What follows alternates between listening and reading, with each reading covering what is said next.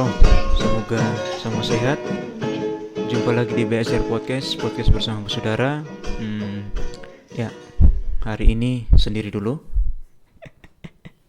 Nanti di episode lain baru kita dengan teman-teman dan saudara. Yang lain, beta mau bahas sesuatu yang menarik di beberapa hari yang belakangan ini, terutama hari ini 15 Juni. Kemarin ya, kalau tidak salah 14 Juni itu pengumuman SBMPTN atau 13. Saya kurang coba saudara cek sendiri. Dan hal yang menarik di sini adalah trendingnya. Jadi beta cek di Twitter itu sebelum pengumuman itu sudah rame ya, trending SBMPTN, dan setelah pengumuman pun rame juga, tambah rame malahan ya.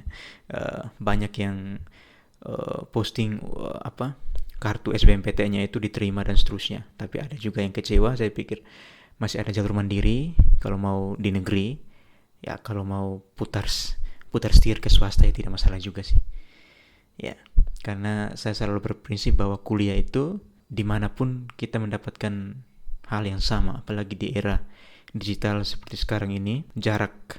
Memang kualitas kampus itu kampus yang kelembagaannya kuat ya, kualitasnya sudah teruji, tapi di antara kualitas lembaga, fasilitas, penunjang, kemudian dan seterusnya itu, saya pikir itu tidak ada artinya juga ketika Anda atau saudara semua sebagai mahasiswa tidak tekun untuk belajar ya ketika menjadi mahasiswa.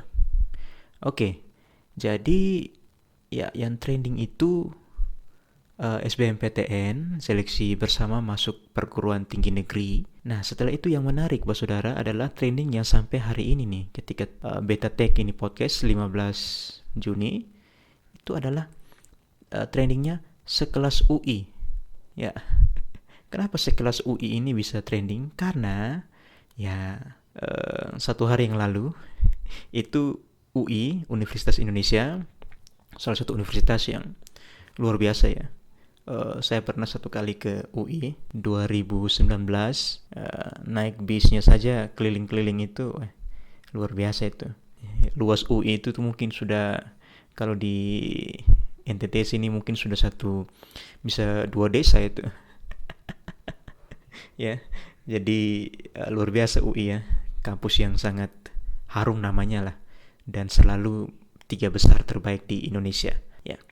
Jadi UI ini untuk mengucapkan selamat kepada calon mahasiswa yang sudah lulus SBMPTN ya, itu UI buat tweet di akun resminya @unif_Indonesia, mengucapkan selamat lah, narasinya selamat bagi calon mahasiswa baru UI yang diterima melalui jalur SBMPTN dan seterusnya. Kemudian UI menambahkan sebuah gambar yang isinya ada 8 mahasiswa yang sudah barang tentu mengenakan jaket kebesarannya, alma mater, yellow jacket. Ya, saya juga kalau di mana-mana kalau lihat ada mobil, kemudian di belakangnya itu ada stiker "We are yellow jacket" itu ya, seperti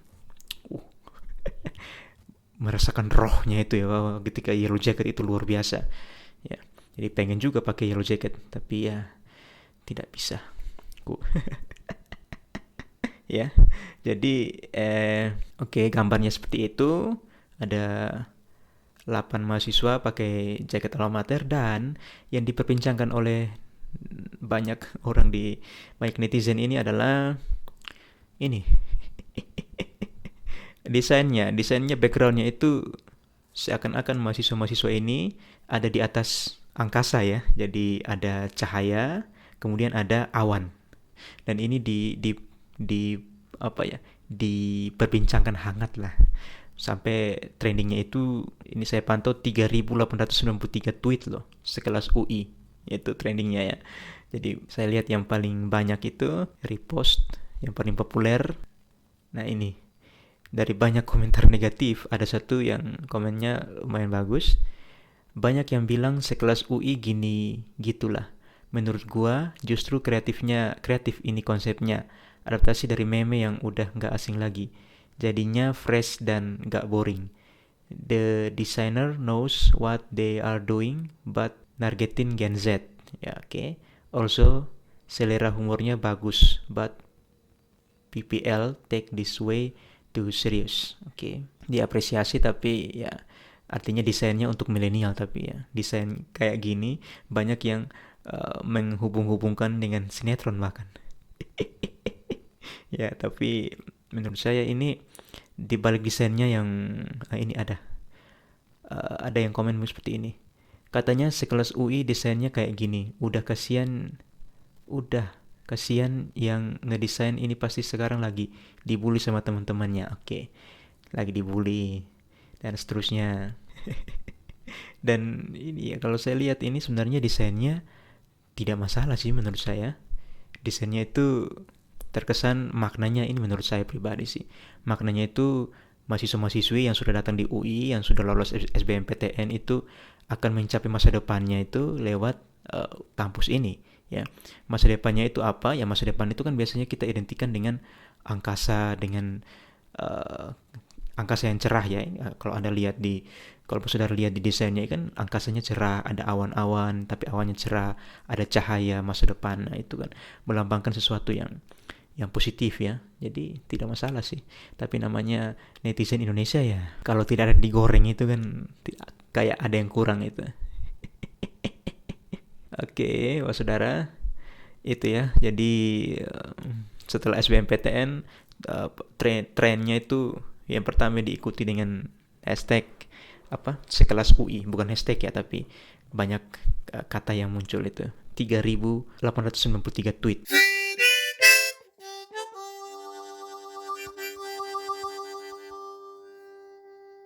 Kemudian, Saudara, hal yang berikutnya trending ikutan dari SBMPTN di Twitter ini adalah SPSS. Waduh, pertanyaannya kenapa sampai SPSS ini bisa trending? Setelah tadi si SBMPTN dan sekelas UI. Ya, kalau saudara yang kalau belum tahu SPSS ya, atau yang dulu pakai tapi sudah lupa, ya, SPSS itu kan itu suatu software untuk pengolahan data statistik ya. Kalau kepanjangannya itu Statistical Package for the Social Sciences. Sebenarnya bukan hanya social sciences, tapi kami yang di sains murni pun sains murni biasanya pakai ya untuk mengolah data di lapangan atau di laboratorium. Nah, saya bingung ini kenapa kok SPSS ini bisa trending di Twitter ya. Saya lihat ini ada yang paling banyak di retweet dan di komen dan di like @HRD Bacot. Waduh. Oke. Nangis terharu keterima PTN-nya disudahi ya. Soalnya masih ada tangisan ngitung korelasi data skripsinya di SPSS, ternyata validitasnya nggak nyampe 500. Jadi ini tweetnya bilang, kalian yang lulus SBMPTN sudah dulu euforianya, belum tahu kalau dapat data di SPSS validitasnya nggak nyampe 500 ya. Ya, jadi adik-adik kalian jangan terlalu euforia karena prosesnya itu pasti sulit ya, mungkin maksudnya begitu ya. Mungkin ini yang membuat si SPSS ini trending. Dan ini sudah banyak yang retweet lagi kutipnya. Nah, ini saya lihat yang komen yang paling topnya @kemanzrin. Gimana sih cara naikin determinasi R2 jadi 600 lebih skornya? Apa yang harus diubah di tabulasinya? Please mah atut liar. Ini bahasa Sunda ya. Sorry, beta orang timur, jadi meskipun hampir 4 tahun di negeri Sunda, tapi tidak terlalu bisa baca bahasa Sunda ya. Ya ini saya no comment ya, karena menaikkan determinasi ini teknis sekali ya. Disclaimer dulu, saya juga dulu pakai SPSS, SAS, apalagi aplikasi-aplikasi seperti itu kayak Minitab dan seterusnya. Bahkan ketika saya akhir-akhir kuliah itu ada satu aplikasi baru sih yang terkenal, namanya aplikasinya singkat saja R. Itu katanya eh, bagus juga. Tapi ya nampaknya kalau saya lihat dari kenapa sampai SPSS ini bisa trending, nampaknya SPSS ini jadi momok untuk mahasiswa-mahasiswa ini, makanya banyak yang curhat ya seperti itu ya. Ya, tapi kalau menurut saya pribadi sih SPSS ini sangat-sangat membantu ya, Saudara, dalam mengolah data. Coba Saudara bayangkan, eh, bapak ibu kita atau om-om kita atau pendahulu-pendahulu kita yang di tahun, kan kalau tidak salah SPSS ini baru keluar tahun 2009. Bayangkan sebelum itu mereka bagaimana caranya untuk mengolah data? Pasti hitung sendiri itu, manual statistiknya itu. Mana pilih manual atau pakai SPSS ya. Untuk kalau kita sudah disediakan aplikasi seperti ini, sudah nikmati saja. Ya. Jangan terlalu ini sih mengeluh ya.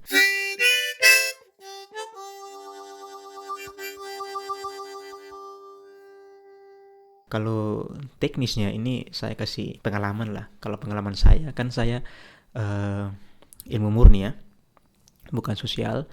Jadi lab dan lapangan. Jadi kalau saudara semua mau melakukan penelitian, yang pertama itu kan latar belakang itu jelas, kemudian tujuan penelitiannya apa. Dari situ sudah barang tentu ada metode-metode yang harus kita pakai untuk mencapai tujuan penelitian kita ya. Nah, kalau metodenya itu sudah jelas, kita sudah pakai semua alat ukur yang bagus ya. Dan jangan lupa saudara bahwa harus ini ya, mempertimbangkan faktor-faktor yang mungkin terjadi di lingkungan, bahkan di lab ya, supaya itu datanya jangan bias ya. Karena saudara tahu kan, kalau datanya bias, persebaran datanya tidak bagus, tidak normal, itu kita akan pusing ketika olah di SPSS, di Minitab, ataupun di R, atau di aplikasi-aplikasi yang lain ya, SAS dan seterusnya, itu pasti akan bingung. Jadi coba buat metode, ya metode itu banyak ya. Sudah metode, kita harus konsul terus dengan dosen kita supaya datanya itu cantik lah ya. Ya, datanya nanti cantik supaya nanti pertanggungjawabkannya, bahasnya tidak terlalu ribet.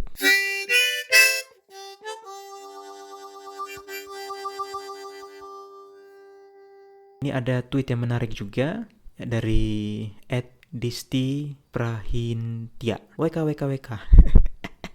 Jadi ingat dulu, aku ngerjain SPSS benar-benar sendiri, berbekal YouTube dan Google aja. Ternyata aku bisa. Nah, ini positif bos saudara. Jadi karena sekarang itu kan sudah zamannya sudah maju ya. Jadi saudara tinggal buka di Google saja itu banyak tutorial yang gratis ya. Tempat saudara ya, butuh kuota internet untuk itu ya. Gratis itunya, tutorialnya, lihat, dan aplikasi belajar sendiri itu bagus juga ya. Ada juga di Google banyak blog-blog yang menyediakan itu juga. Jadi bisa belajar sendiri ya. Apalagi kan masa-masa sekarang kita jarang bertemu dengan pembimbing, jadi nampaknya internet itu menjadi sumber informasi yang baik ya. Untuk contohnya untuk cara mengolah data pakai SPSS ini. Ya, saudara, jadi itu ya. Jadi trending SBMPTN diikuti dengan trending sekelas UI dan trending SPSS. Ya. Ya, menarik juga. Jadi kalau tidak salah kemarin, hari ini tidak trending lagi, tapi kemarin sempat juga trending Tuhan Yesus ya. Tuhan Yesus sempat trending karena apa? Karena banyak yang bersyukur ya. Banyak yang bersyukur. Tapi yang lucunya saya lihat di ini satu akun yang, kalau saudara yang biasa main Twitter, ini akun kocak. Jadi @katolikg ya, komunitas Katolik garis lucu, dia begini. Dari 5.000 orang yang diberi makan gratis, hanya 1.423 yang berterima kasih pada Tuhan Yesus. Sisanya kemana?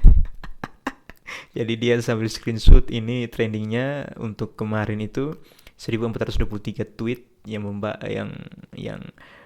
mengutip kata Tuhan Yesus, ya kan. Ya, teman-teman yang Kristiani atau yang Katolik pasti tahu ya, peristiwa Yesus memberi makan 5.000 orang. Jadi si akun ini memplesetkan menjadi kenapa hanya 1423 yang berterima kasih ya. Ini yang buat saya suka sekali baca ini ya, trending-trending di Twitter karena lucu-lucu sih. Oke, Mas Saudara, jadi demikian dulu untuk podcast hari ini, untuk BSR Podcast episode ini. Semoga mendapatkan manfaat ya. Sekali lagi selamat untuk saudara yang sudah lulus SBMPTN. Jangan takut ya. Kuliah itu kalau menurut saya pribadi adalah bukan untuk mencari pintar atau apanya ya, tapi yang penting atau proses pendewasaannya ketika kita melalui segala proses yang ada di bangku perkuliahan itu, dan paling intinya adalah memberi diri di proses. Sekian dulu BSR Podcast hari ini. Sampai jumpa lagi di podcast episode selanjutnya.